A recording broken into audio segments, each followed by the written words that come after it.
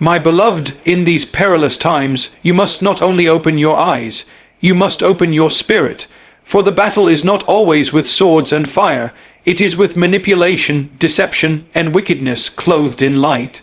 There are those who smile with their mouths, but plot with their hearts. Evil hides in charm, not in chains. It doesn't come snarling with blood on its hands, nor does it announce itself with thunder and lightning. No, evil is subtle, calculated, and calm. It doesn't scream in the streets. It whispers in corridors.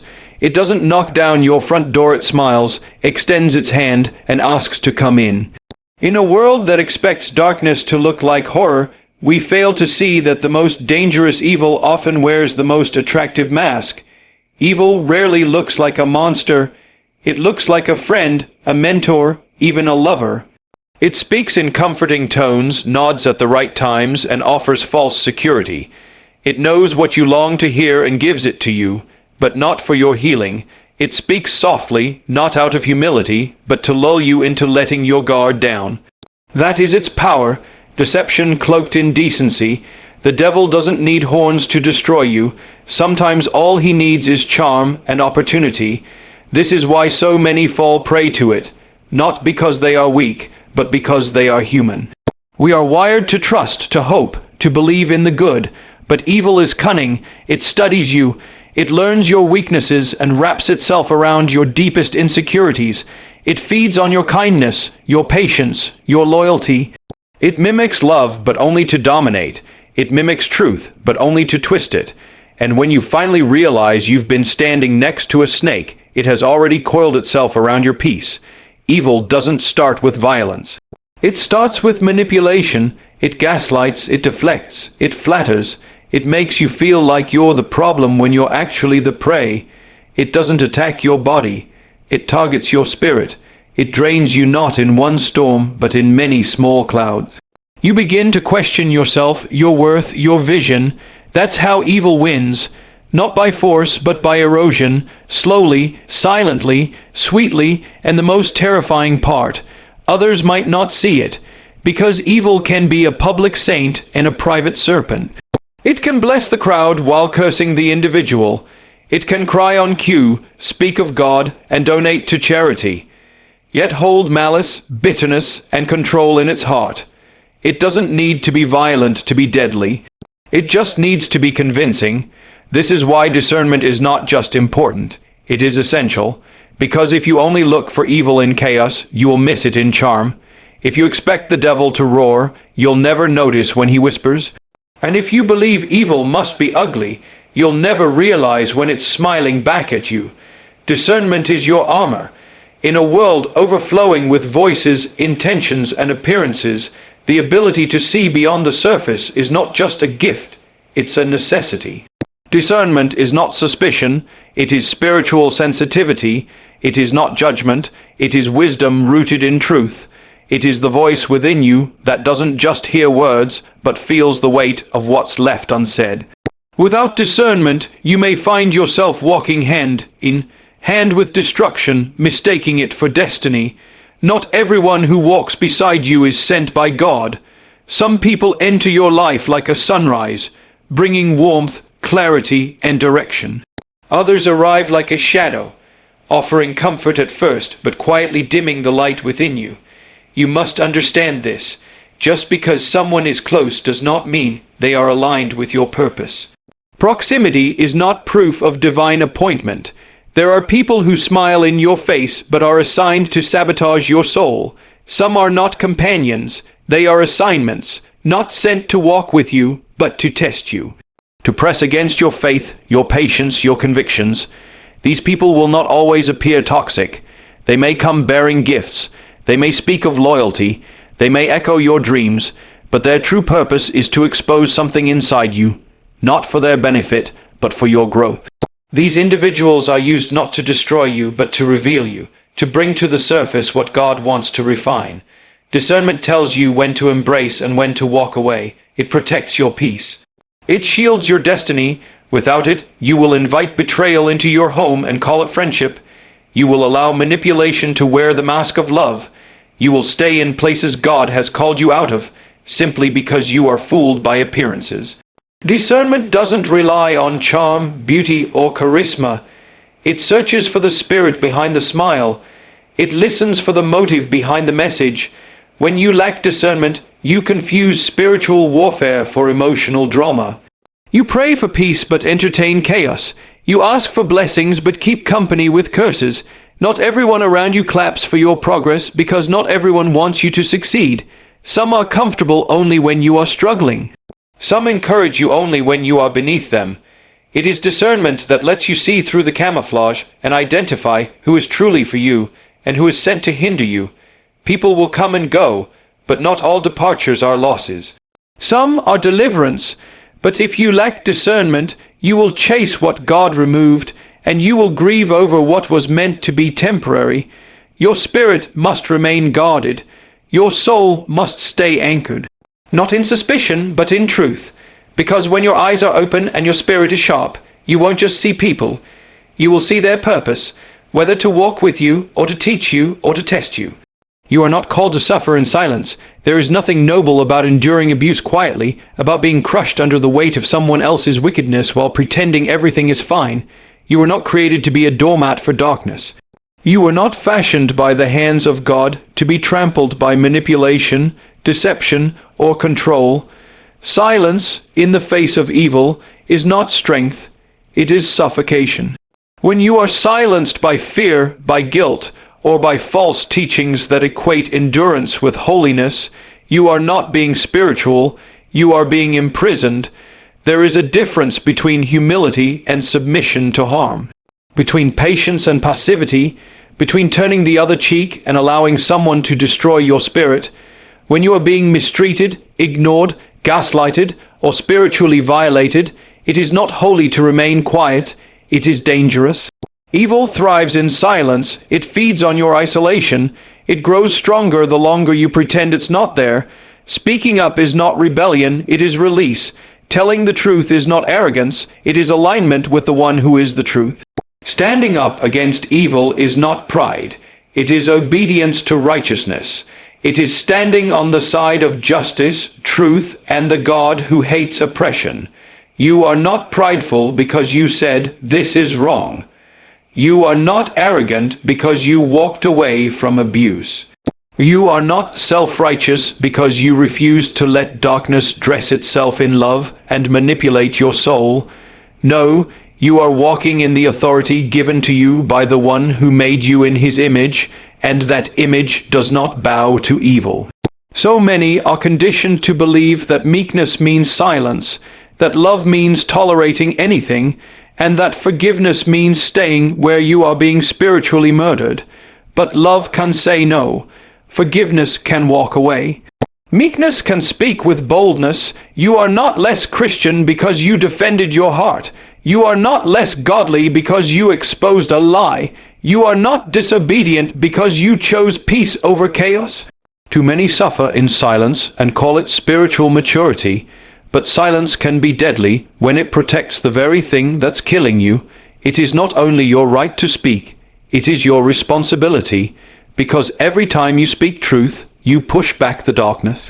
Every time you say no to abuse, you declare that God's image in you is not for sale. Every time you rise from the ashes of manipulation, you proclaim that righteousness still has a voice. You were born with a voice, and that voice was not meant to be buried under fear. You are filled with the Spirit, and that Spirit does not tremble in the presence of evil. When you stand up, not in hate, not in revenge, but in holy truth, you are not walking in pride. You are walking in obedience to the call to live free, to live clean, to live bold. The enemy always imitates the light. He does not come dressed in obvious evil, because obvious evil is easy to reject. He disguises himself in what looks holy, what sounds kind, what appears trustworthy. He knows that the human heart is drawn to what shines, and so he polishes his deception until it reflects just enough light to fool the unsuspecting. He speaks like a shepherd, but devours like a wolf. He quotes scripture, but he twists its meaning. He praises God with his lips while plotting destruction in his heart. He does not conquer through fear alone. He conquers through imitation, seduction, and manipulation. The most dangerous people are not the ones who deny the truth, but the ones who quote it while living a lie. These are the ones who hold a Bible in one hand and a knife in the other. They talk about grace, but they show no mercy. They preach about humility, but they are ruled by ego. They speak of love, but they are driven by control. These people are not just misleading others, they are poisoning the name of righteousness. They are using the language of light to spread the works of darkness. They are hard to identify because they are clever. They know how to cry at the right time, how to act wounded, how to shift blame. They wear the mask of the victim while orchestrating chaos. They say all the right things but never produce the right fruit. And when you begin to see through them, they turn others against you. They manipulate communities, families, and churches to protect their image. They weaponize kindness. They counterfeit peace. They use your faith against you, convincing you that standing against their wickedness is rebellion, when in truth, it is righteousness. It is dangerous to judge solely by appearances. The enemy knows how to craft an illusion. He knows how to build a platform. He knows how to gain followers. But what he cannot do is sustain the fruits of the Spirit, because they do not dwell in him. Love without control, peace without manipulation, truth without distortion. These are the marks of light. Everything else is a performance. Discernment is required because these deceivers are not obvious. They sit at your table, they bless your plans, they echo your beliefs, and yet their hearts are darkened with envy, deceit, and rebellion. You must watch not just what people say, but how they live. You must listen not just to their words, but to their patterns. Do they cause division wherever they go? Do they destroy unity and call it honesty? Do they tear others down and call it discernment? The enemy hides behind spiritual language, but his fruits always betray him. It is written that even Satan masquerades as an angel of light. So do not be surprised when his servants do the same. They blend in, they speak well, but they cannot walk in the light, for light exposes what is hidden. Walking away is not weakness. It takes more strength to leave what is harmful than to stay and endure it out of fear, guilt, or the pressure to be seen as loyal. People will often mislabel your decision to walk away as pride, rebellion, or unforgiveness, but they are not the ones bearing the cost of your soul being drained day after day. True courage is not always found in fighting battles. It is sometimes found in the quiet, firm decision to walk away with your dignity, your peace, and your spirit still intact. There are times when staying becomes more dangerous than leaving. When presence becomes permission, and silence becomes agreement. Evil people don't always come with obvious signs.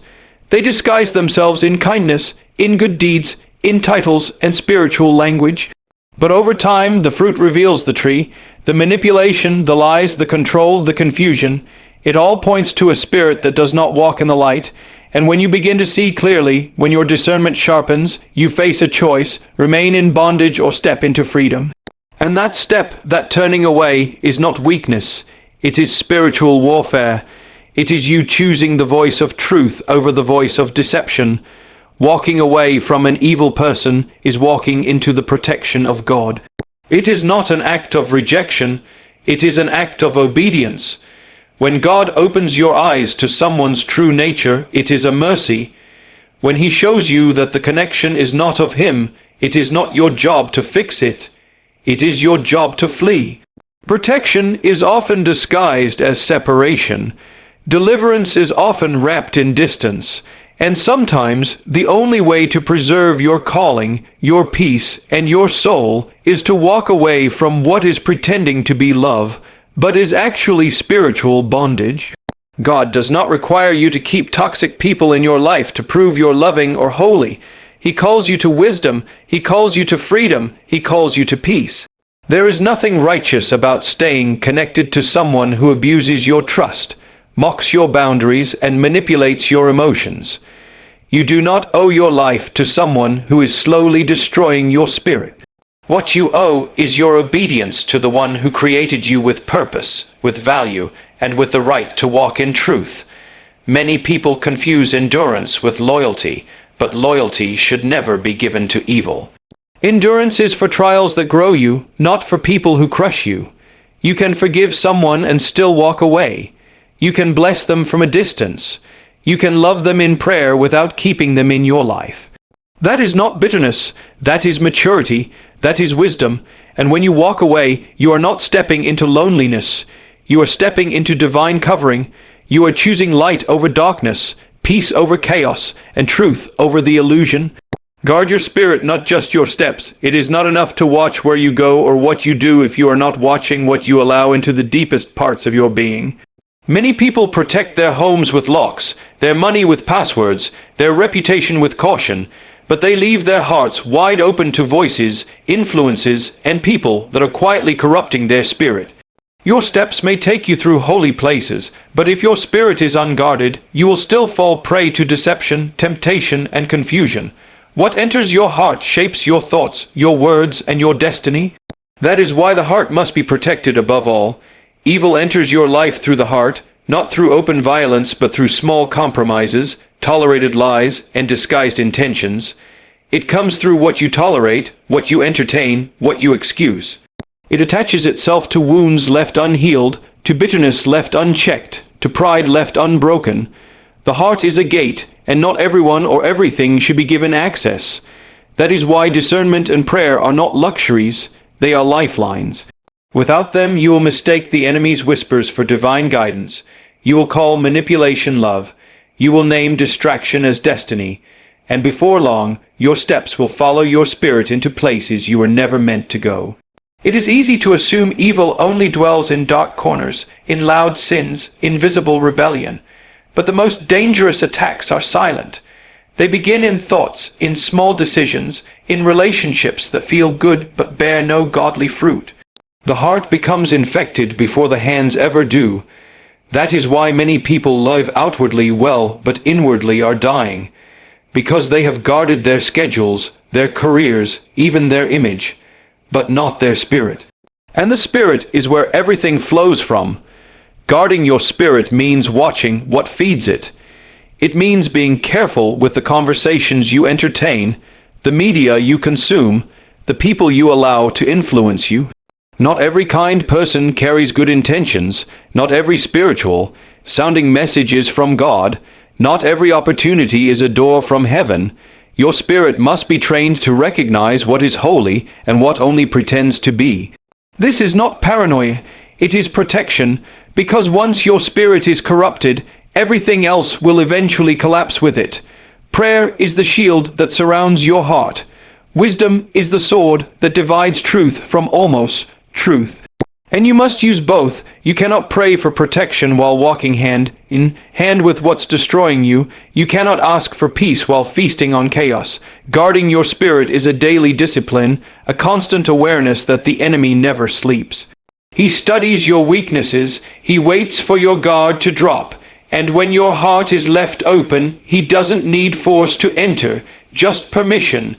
That is why your heart must be sealed with truth, soaked in prayer, and surrounded by wisdom at all times.